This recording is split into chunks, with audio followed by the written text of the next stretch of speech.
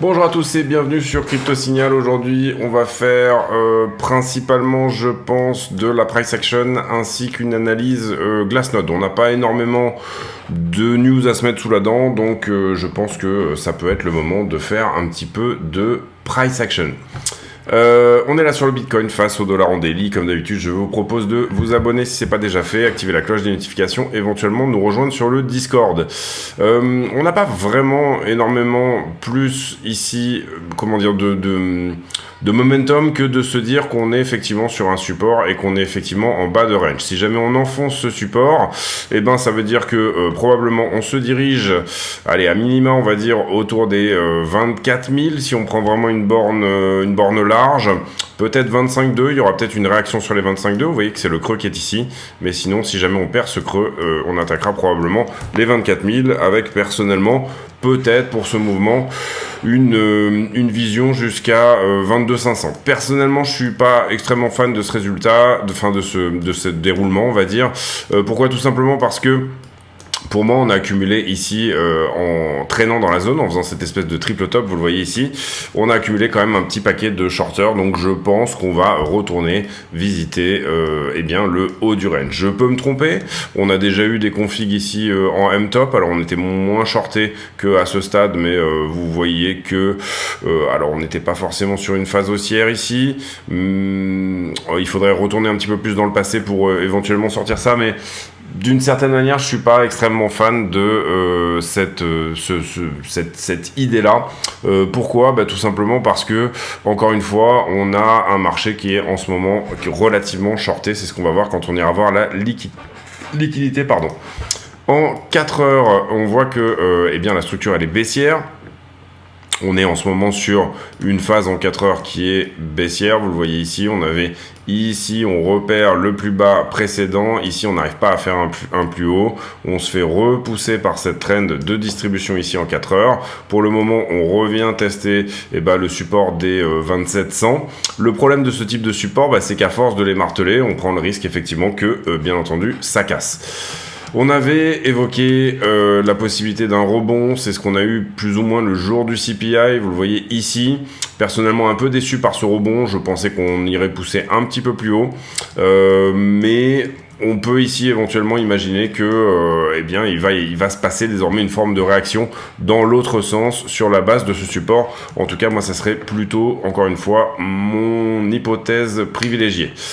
Ethereum, c'est un peu la même chose, étant donné qu'on est en ce moment sur les 1008, on a un support autour de 1830, on peut être en ce moment là juste sur une mèche en dessous, mais Ethereum est peut-être en train de perdre ce niveau, c'est ce qu'on va voir également dans le futur. Je ne pense pas que ça sera le cas, je trouve cette trend très agressive et je trouve le nombre de shorters au-delà de ce niveau un peu trop présent. Cela dit, on sait qu'Ethereum a quelque chose à prendre globalement en dessous des 1006, à peu près dans cette zone-là, donc méfiance, ça peut dropper comme une pierre pour ensuite repartir assez fort, et finalement quand on trade avec des leviers assez conséquents, le fait de poser un long ici sur ce support là peut se faire attraper par une mèche. Donc méfiance dans la zone, n'investissez pas soit sur des leviers trop forts, soit tout simplement des proportions trop importantes de votre capital sur ce type de scénario, tout simplement parce que pour le moment ce qu'on va essayer d'attendre c'est une résolution de tout ça.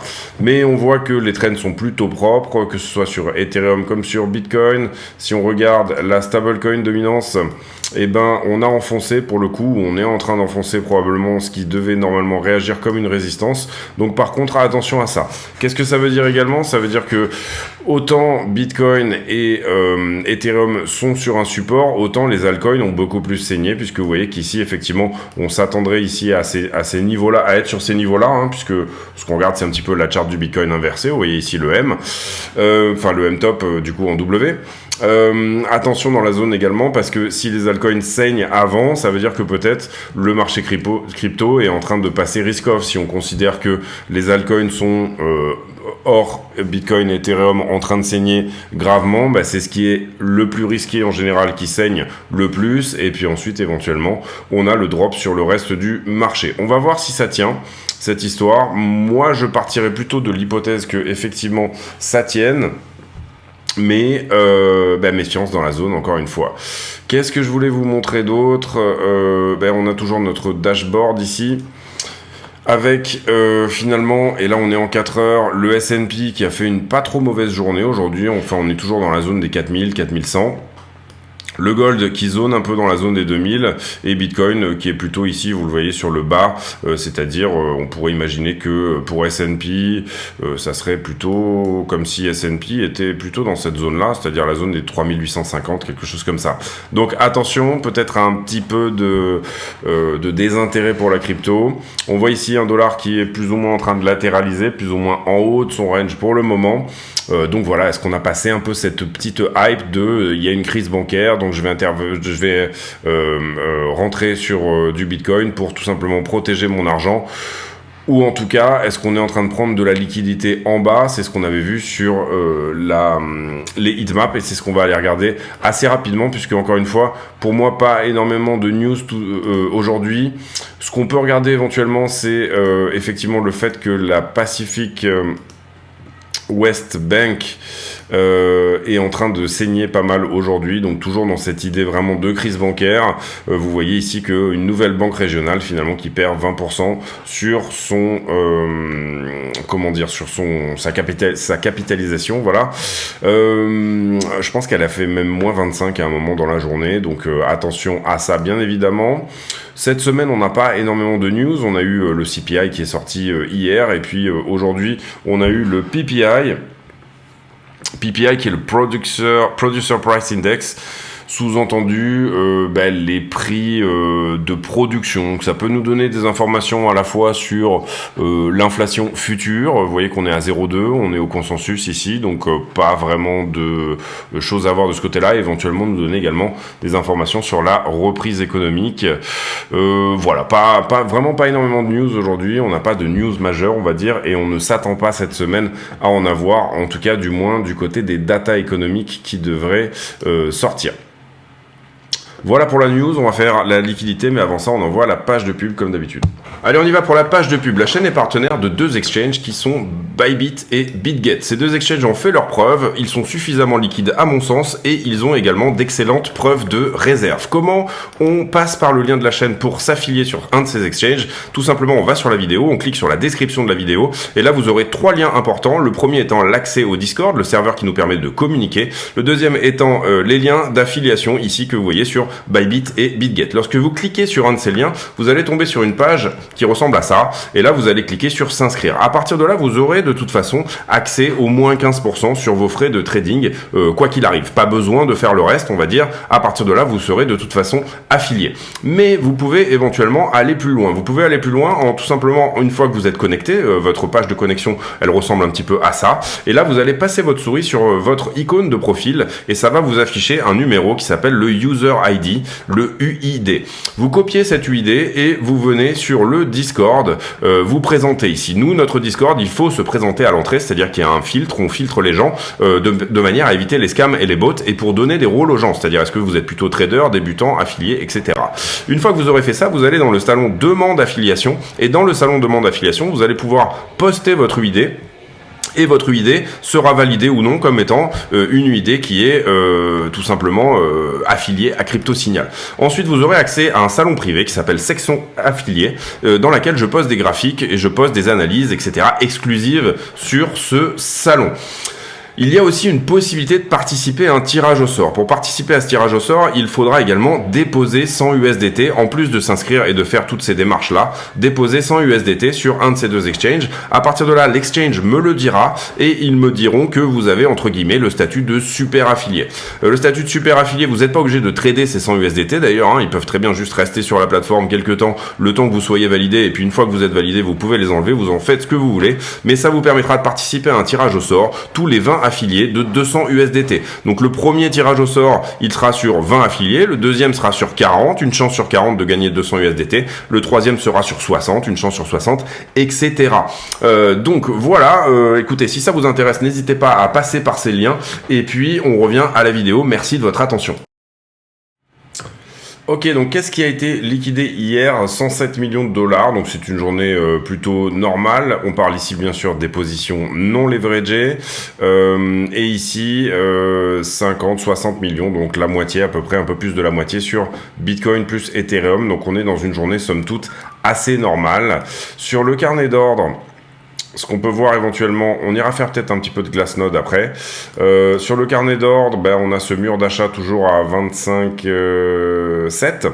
25,7, on est en train de manger des ordres d'achat petit à petit. Il n'y en a pas énormément. Vous voyez qu'on était un peu dans un no man's land ici en termes de gros ordres d'achat. Il n'y avait pas grand-chose. Quand je regarde les marchés en levier sur BTC, on n'avait rien mis, je crois, hier parce que c'était assez normal en termes de price action. Ah, il faut que je me relogue une petite seconde.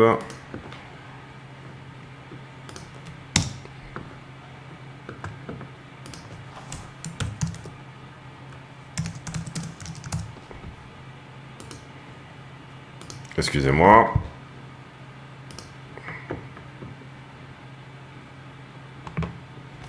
Ok, oui, hier on avait mis ce petit point éventuellement de short. On avait vu qu'on était allé presque toucher finalement ce niveau qui est en 2 pixels, donc qui est relativement conséquent.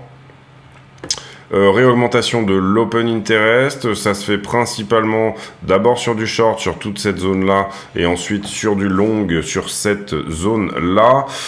Concrètement, ici, j'ai pas mal de longueurs qui sont rentrées, donc on est en train d'aller les chercher. Hein. Là, il y avait cette espèce de petit rebond quand on est allé attaquer le creux ici précédent. Globalement, quand je regarde par rapport à hier, ici, j'ai de l'action haussière, donc ça va. Ici, j'ai pas mal de shorts qui rentrent sur ce mouvement-là, donc on peut éventuellement estimer que ce point-là et celui-ci peut-être, mais surtout celui-là, ont été shortés. Ensuite, j'ai encore j'ai un prix qui descend, mais malgré ça, j'ai un funding qui augmente. Donc, à partir de là, j'ai du long qui rentre et on les liquide, vous le voyez, petit à petit. Ici, j'ai une grosse entrée de long qui, effectivement, quelque part, justifie un petit peu ce drop. Ensuite, ça se suit pas mal. Et ici, j'ai encore à nouveau un gros long sur la zone des 27,155 qui justifie à nouveau le drop. Donc, est-ce qu'on serait pas dans le scénario où on fait une fausse sortie baissière de ce range que moi je considère entre guillemets en gros étant entre 27 200 et à peu près 29 000 dollars, légèrement plus. Est-ce qu'on serait pas dans cette prise de liquidité en dessous? Est-ce qu'elle a déjà été faite ici? En tout cas, le sentiment semble shorter sur la montée et dès qu'on descend plutôt longueur, donc on a pas mal d'anomalies, ce qui est relativement intéressant. Donc ici on peut estimer qu'il y a eu du long qui est rentré, on peut effectivement rajouter éventuellement un niveau ici sur le plus bas qui serait éventuellement un point de longue à prendre. Cela dit, et on va d'abord faire Ethereum. Hop. On va pas faire forcément, je pense, la partie scalping aujourd'hui, mais on va plutôt faire du Glassnode. Je vais vous montrer 2 ou 3 petites choses sur Glassnode. Bon, déjà, on voit très bien ici cette trend. Hein. On a effectivement une tendance en 5 minutes qu'on n'arrive pas à repasser. Est-ce que le niveau sur Ethereum des 1800 à peu près, 1830 notamment, là, si on arrive à le réintégrer assez rapidement, si là on ne fait pas juste si on fait juste une mèche, vous voyez que par contre, on rejette ici au 4,30 à peu près, au 3,77, autant pour moi, 3,77 qui est un niveau où on a tendance à déleverager à chaque fois sur Ethereum. Là, en l'occurrence, ça s'est fait quand même sur Ethereum, principalement sur du long. J'ai une price action qui est baissière et j'ai un funding qui augmente. Donc, on peut estimer ici que Ethereum est un petit peu trop longué et ce, jusqu'à ce stade-là. Cela dit, j'ai une grosse entrée short à peu près sur ce niveau-là. Vous le voyez ici, le funding qui fait un plongeon. Et ici, j'en ai pas. Donc voilà, on peut peut-être estimer qu'il y a un très léger niveau de short. On va le mettre en trétillé. Ici, sur ce niveau-là, potentiellement, donc les 1839. Et qu'on met en trétillé, une fois de plus. Pour aller voir les poches de liquidité, eh bien, on voit effectivement qu'il y a des grosses positions ouvertes en short. Et pour le coup, on ne les a pas nécessairement revisitées. On voit qu'on est en train de vraiment travailler la grosse position qui était ici. et que petit à petit, effectivement, on a du long qui se rajoute sur la descente, notamment principalement sur ce niveau-là. Cela dit, la price action est tellement baissière qu'effectivement, on a un delta qui est plutôt en faveur des shorters à raison de 10 milliards de dollars. Et voilà, encore une fois, comme hier. Et hier, on a eu ce petit up, hein, finalement. Je serais plutôt dans l'hypothèse eh bien que cette zone des 27, elle puisse éventuellement tenir, parce qu'on a quand même un sentiment qui est relativement shorter, en tout cas depuis 5 jours, c'est ce qu'on pourrait éventuellement voir dans les niveaux de liquidation. Cela dit, extrêmement shorter, oui, mais la price action est tellement baissière que en fait finalement ce sont un peu des shorts résiduels. Vous le voyez ici sur Ethereum, on est en delta de position leveragée autour de quelque part à peu près à 6 milliards, 6,38. Grosse position ici à éventuellement venir chercher là tout de suite. Bon, si c'est un x100, on va pas s'attendre non plus à un rebond extraordinaire, mais on en accumule, hein, petit à petit. Ces shorts-là s'accumulent. Vous voyez ici qu'on a eu ce fameux rebond dont je parlais quand on a eu le drop là, je pense que ça c'était hier, voilà, tout à fait, au moment où on a fait la vidéo. On a eu ce rebond là, bon effectivement on n'est pas venu reprendre ici le plus haut, donc toute la zone qui était là, mais on est venu réattaquer tout simplement le pic précédent qui était ici. Donc ce gap là il est comblé et on a désormais sorti cette position là qui était à 1837. Désormais on a une autre position à 1781 ici, je pense qu'Ether se négocie autour des 1700, on doit pas être très loin ici des 1781. Si jamais on vient attaquer le pic précédent, ça nous donnerait quelque chose autour de 1830. Ça serait pas forcément génial en termes de price action. Moi, je préférais qu'on casse cette trend de distribution ici en 5 minutes, puisque personnellement, encore une fois, je suis plutôt sur un scénario haussier à partir de ce point-là, à partir du point que ici on avance, mais il faut vraiment être méfiant bien évidemment et du coup pas forcément ici mettre tous ses œufs dans le même panier, ne pas essayer d'attraper le mouvement ultime. Ici vous le voyez, un très gros niveau de short qui désormais se trouve à peu près autour des 28 000 $ et on est en train de manger le niveau de long qui se trouve à peu près jusqu'à 26 200. Si on continue dans ce sens-là sur la 12 heures en tout cas, on peut aller jusqu'à 26 200. Donc cette mèche pourrait taper les 26 200 et c'est ce qu'on voit également sur la 7 jours. Vous voyez qu'on est assez proche ici de la grosse zone de liquidité qui est à 26,5. Est-ce qu'elle va suffisamment être défendue pour ne pas être prise comme ça avait été le cas eh bien là quand on avait touché les 26,7? Est-ce que également désormais puisque on a fait la vidéo par là hier et vous voyez que sur la 7 jours on est passé dans le jaune au niveau de la zone des 28,5 à peu près et qu'on a bien évidemment beaucoup de liquidité désormais au-delà des 30-31 000. Est-ce que c'est le bon endroit pour rentrer, on va dire, le long du siècle? Peut-être très légèrement en dessous, je dirais qu'à 26,5, vous voyez même sur la 1 mois, on voit qu'il y a quand même quelque chose à venir chercher, voilà, dans la zone des 26,5, 26,4. Donc on pourrait éventuellement mécher juste pour prendre cette liquidité-là, et ensuite repartir vers la prochaine zone jaune qui est à 30 et quelques. Et là, pour le coup, ça pourrait être éventuellement un joli point d'entrée et éventuellement un joli long. Bien évidemment, attendre une petite structure en 1 ou 5 minutes. Du coup, je vous traite le scalping en même temps que je vous traite la liquidité là. Attendre une toute petite structure au moins en 1 ou 5 minutes. Ici, même analyse sur Ether. Hein, on voit la 12 heures ici, c'est exactement la même chose que Bitcoin. Et la 7 jours. Alors, la 7 jours, pour le coup, Ether, il a bien mangé sa zone jaune là, ici. Et si vraiment on doit aller quelque part, ça serait plutôt sous les 1006. Mais en tout cas, sur la 7 jours, pas beaucoup à dire, si ce n'est que un rebond au-delà de 1009 désormais est relativement possible si on suit la 7 jours. Si on regarde là 1 mois, vous voyez qu'Ether, il a vraiment un truc à prendre à 1006. On n'est peut-être pas suffisamment jaune sur la 1 mois dans la zone, mais si vous accumulez tout ça, vous êtes bien au-delà de ce qu'il y a là-dedans. Ça fait un moment qu'on dit qu'Ether, il y a un mouvement éventuellement baissier qui guette parce que on voit que les bornes sont relativement différentes de celles de Bitcoin. Donc attention à ça, on pourrait dropper effectivement assez fort sur Ether et un peu moins sur Bitcoin. Ether BTC du coup, puisque je parle de ça, qui est à moins 0,60 aujourd'hui, la structure à ce stade pour moi reste quand même relativement haussière et donc du coup on a cette trend d'accumulation ici qui est très propre, donc on va dire qu'Ether BTC ne va pas forcément dans le sens d'une énorme correction sur Ethereum en dessous des 1600, en tout cas en termes de price action, on va dire sur les petites time frames, hein. Ici je parlais de la 4 heures, comprenez bien que bien évidemment la weekly pour le coup elle est baissière. Si jamais on devait corriger, on se serait peut-être plus attendu à revenir visiter une nouvelle fois cette trend, hein, qui est relativement propre quand même. EtherBTC, c'est vraiment, je trouve, relativement facile à trader, entre guillemets. C'est plutôt du bonheur, c'est plutôt une paire qui est assez prévisible. Voilà, ici éventuellement on aurait ce support-là qui pourrait, si jamais on avait un vrai gros drop au 1006, ensuite faire une réaction. Je suis pas sûr que ce mouvement arrive non plus.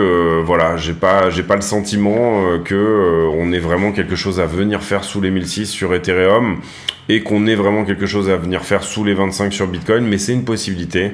Il y a quand même cette liquidité. C'était quelque chose qui était pour moi vraiment plausible il y a de ça encore quelques semaines, je dirais 2 semaines. J'en parlais beaucoup sur la chaîne d'ailleurs.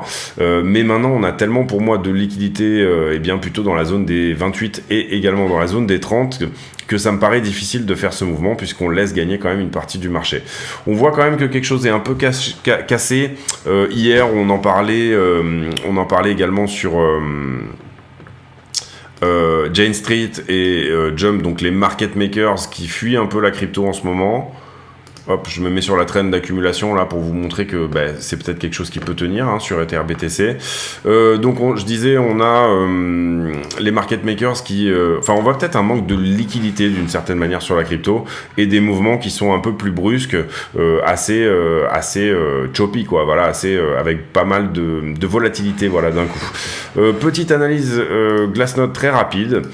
Alors sur Glassnode, ce qu'on peut voir et ce qui me choque un petit peu, moi, c'est que tout à l'heure je regardais le net Realized Profit and Loss, et ici on a quelque chose d'assez curieux. Au niveau du 30 mars, on a une vente massive finalement de BTC, donc quelqu'un qui a fortement distribué sur cette journée-là, mais j'ai pas sur la price action non plus un énorme niveau de capitulation. Donc est-ce que c'est un bug sur Glassnode, puisque vous voyez qu'on parle ici d'un plus bas historique sur le net Unrealized Profit and Loss en valeur dollar. Le net realized, pardon, c'est il y a des gens qui ont vendu à perte et ça représente ici, vous le voyez, 6 milliards de valeur. Et ça, c'est relativement choquant. En général, les périodes de capitulation, vous le voyez, elles se passent plus quand il y a un gros drop dans le prix. Et là, qu'il y ait une capitulation sur ce point-là, juste avant en plus de faire un plus haut. J'avais pas regardé Glassnode depuis, en tout cas pas cet indicateur-là. Je trouve ça relativement étrange. Deuxième chose, quand on regarde la balance sur les exchanges, c'est-à-dire il y a un léger retour des bitcoins sur les exchanges. Vous voyez, quand on était tout en bas, on était à 11,7. On est désormais autour de 11,9, 12%.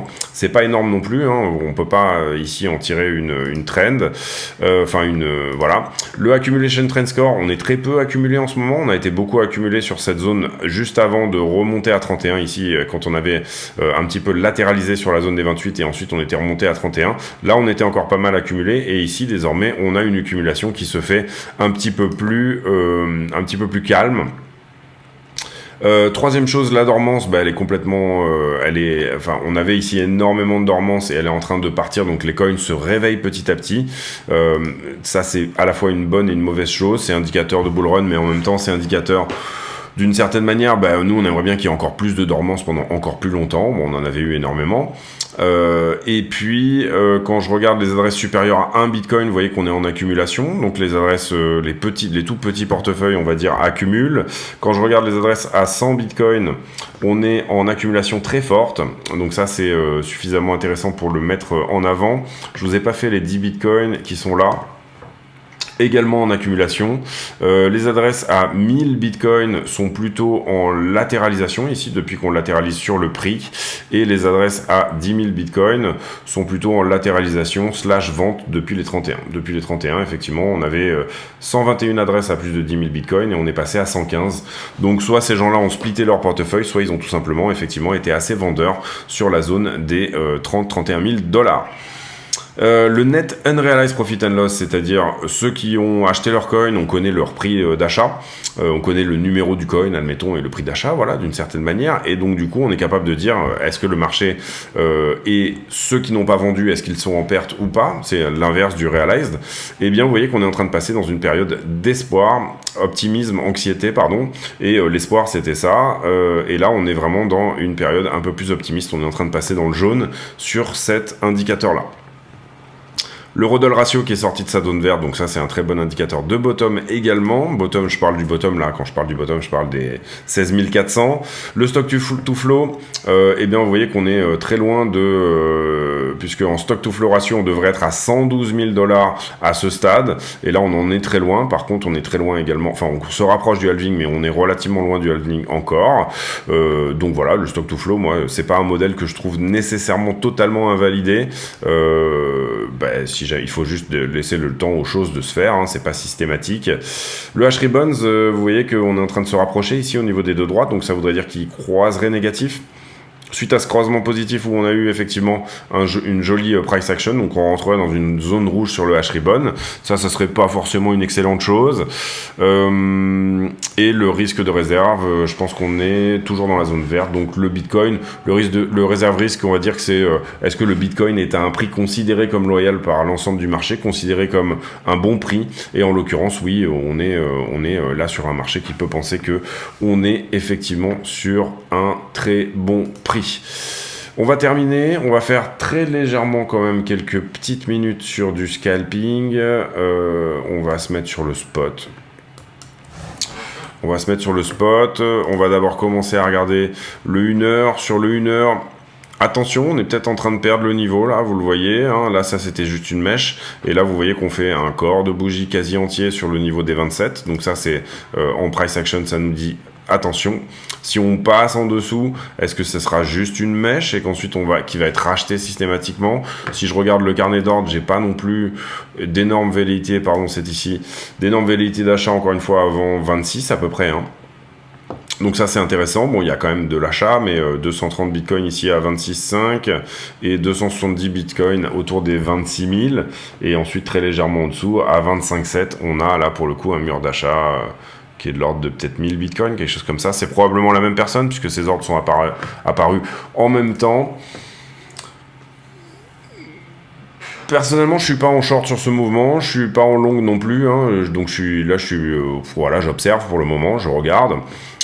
Si jamais effectivement on commence à sérieusement perdre le niveau, peut-être qu'une entrée pour aller chercher 25,2 et encore une fois éventuellement d'abord dans un premier temps on a dit ordre d'achat à 25,7 26, ça pourrait être intéressant de rebondir sur la trend ici qu'on avait et qui est une trend weekly, désormais on en est relativement proche, 26,274 à moins $600, bon on n'est pas à ça près je pense, éventuellement mécher là-dessus et repartir peut-être, pourquoi pas. Est-ce qu'on a réellement un niveau qui pourrait être créé sur cette zone? En tout cas, en 15 minutes, je vois pas grand-chose. Si on a un niveau à 26,3, ici, vous le voyez, l'attaque de ce pic, de cette vallée-là, n'a jamais été attaquée. Elle a été attaquée une première fois ici, donc elle a été fermée, effectivement. Mais depuis, on a tendance à faire l'hélicoptère un peu très légèrement au-dessus, à jamais vraiment la toucher. Donc peut-être, pourquoi pas. Sincèrement, sur la partie scalping, pour moi, ici à ce stade-là, soit je tenterai le long, mais avec des prises de profit très rapides et des parties minimes, encore une fois, de mon capital de trading, c'est-à-dire vraiment histoire de prendre des tout petits profits et de les prendre rapidement, parce que j'ai aucune idée ici.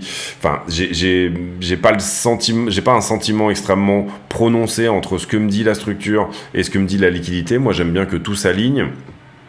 Globalement, j'attendrais plutôt quand même qu'on éclate cette trend là, ici, qui est une trend de plus ou moins en 15 minutes, qu'on l'éclate, et là, pour le coup, je pourrais peut-être me dire, on va avoir au moins un soulagement haussier de toute cette histoire-là, voilà, quelque chose comme ceci.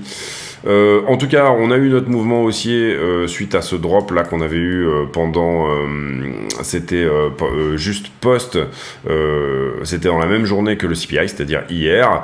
On a eu ce mouvement haussier là, et puis finalement on a rejeté, et désormais on est de nouveau à l'attaque de la ligne de coup d'un M-top potentiel ça serait vraiment pas une bonne chose de perdre, on va dire, durablement. Vous voyez ici que vraiment toutes les structures sont baissières, hein, y a rien de haussier là-dedans. On va jusqu'au 1 minute, quand on regarde le 5 minutes on est baissier également, donc peut-être attendre dans ces time frames là à minima un petit W, un petit quelque chose qui nous montre que voilà, ça peut éventuellement se retourner dans la zone. Pour le moment aucun intérêt à rentrer là-dedans, voilà, ce qu'on veut c'est ça, et puis ensuite cassure éventuellement de ce top là pour éventuellement rentrer. Pour le moment on est peut-être sur un épisode Capitulatif, donc attention encore une fois dans la zone, et si jamais vous prenez la décision de rentrer en longue, il faut le faire entre guillemets ceinture bretelle, c'est-à-dire ne pas trop s'aventurer. Si vous prenez la décision de rentrer en short, ben pour moi vous rentrez sur un support, donc j'aurais pas tendance à faire ça. Voilà, j'aurais peut-être plutôt tendance à essayer de shorter éventuellement ça, tout comme on avait dit hier de pas rentrer en short sur le mouvement qui était ici extrêmement baissier, mais plutôt d'attendre ce soulagement. Donc là le short il serait bien passé, personnellement je l'ai pas pris, mais vous voyez que on a fait en gros 28 à 27. Donc pour le coup, bravo à ceux qui l'ont pris, pour le coup celui-ci, 28 à 27, comprenez bien qu'en levier x20, ça fait à peu près sur le capital engagé, 1 x2, un 100%, donc c'est vraiment des jolis trades. Voilà pour mon avis, écoutez, on est sur vraiment un niveau qu'il faut absolument tenir. Si on mèche dessous et que rapidement on se reprend par exemple sur cette traîne, donc encore une fois 26,3, 26, eh bien c'est plutôt encourageant pour éventuellement derrière revenir faire un soulagement haussier, éventuellement péter cette traîne là et ensuite en sortir. Ici on est sur un niveau qui théoriquement, normalement, devrait donner une certaine forme de rebond, mais comme je vous l'avais expliqué par le passé, alors on va regarder là, ici, comme ça. Et ben là finalement on a fait la prise de liquidité, donc quand on était sur ce point là on a fait la prise de liquidité là dessous, mais à aucun moment on est venu prendre les 3 points qui sont là et qui seront une prise de liquidité éventuellement à faire. Donc une capitulation qui nous donnerait une accélération baissière jusqu'au 26,3 pourrait potentiellement en tout cas nettoyer la liquidité qui se trouve en dessous de ça. Encore une fois, et là du coup je reviens un peu sur les grosses time frames, vous avez donc ce niveau là qui est à 26,3 qui théoriquement devrait donner à minima une réaction, d'accord? Et vous avez bien entendu derrière, si jamais on y va, ce niveau-là, qui a déjà été retesté une fois également, et qui se trouve à 23,8, qui peut éventuellement, puisque là on a une vallée, donc quand les vallées sont attaquées, assez souvent, vous l'avez vu, en price action, ça fonctionne plutôt pas mal. Quand les vallées sont attaquées, on a à minima une forme de réaction. Également, on avait un fair value gap, donc on avait une forme de gap de liquidité ici, quand on est reparti. Alors celui-ci, ce fair value gap, ce gap-là, entre guillemets, vous comprenez qu'on a tiré sur l'élastique très fort et ensuite on l'a renvoyé dans l'autre sens, d'accord? Donc on peut considérer que tout simplement la réaction inverse, la poussée d'Archimède, on va dire, qui a repoussé ce mouvement là vers le haut, elle a effectivement créé un gap ici et un autre ici. Vous le voyez que dans la journée, on passe très vite. Il n'y a pas suffisamment de business qui est fait dans cette zone-là. C'est pour ça qu'on a estampillé cette zone target short. Personnellement, on a souvent défendu le fait des 22,5. Si on laisse gagner toute la liquidité qui est là, c'est quelque chose de possible. Si vraiment la crypto désormais passe extrêmement baissière avec un très mauvais sentiment, etc., c'est quelque chose qui est possible d'aller ici là. Moi personnellement, je voyais beaucoup mieux éventuellement une prise de liquidité au-delà de ce point-là et ensuite de faire ce mouvement effectivement très sharp. Peut-être que ici, quand on est remonté là, en fait, finalement, on avait suffisamment liquidé tout ce qui se passait dans cette zone-là et qu'on va faire ce mouvement maintenant, pourquoi pas. Moi, j'attendrai des confirmations, j'attendrai une vraie perte en 4 heures ici, eh bien, pour moi, du niveau des 27,2, 26,5. Si vraiment on perd ce niveau-là, là on dessine effectivement ce M-top et la target, elle se trouve effectivement dans cette zone, donc aucun souci à essayer d'aller la chercher. Voilà pour moi, j'espère que cette vidéo vous a plu. Price action extrêmement baissière en ce moment. On est relativement habitué à ce que les 2 premières semaines de mai soient extrêmement mauvaises et je trouve que c'est le cas depuis désormais un certain temps. Enfin, en tout cas, c'était le cas l'année dernière, etc. Donc, on a peut-être ce sell in May and go away qui se met en place. Mais personnellement, je suis vraiment plutôt fan d'un scénario qui viendrait nettoyer ces shorts avant de faire ça. Donc du coup qu'on tienne éventuellement une dernière fois ce range, encore une fois, éventuellement prise de liquidité en dessous et ensuite on revient sur le haut du range, à savoir les 30 000 $. Je peux me tromper encore une fois et c'est pour ça qu'on pratique un risk management maîtrisé. Je vous laisse là-dessus. Qu'est-ce que je voulais dire d'autre? Oui, je termine toujours mes vidéos par une question à la con, c'est-à-dire une question qui n'a rien à voir avec le prix du Bitcoin. Et la question du jour, elle tiendra à... est-ce que vous aimez votre prénom? Tiens, moi j'adore mon prénom, mais voilà, je me dis que peut-être il y a des gens qui n'aiment pas leur prénom, donc ça va être vraiment une question à la con du jour. Est-ce que vous aimez, est-ce que vous êtes fan du prénom que vous ont donné vos parents? Je vous laisse là-dessus, on se retrouve demain. D'ici là, portez-vous bien et bonne soirée à tous. À bientôt.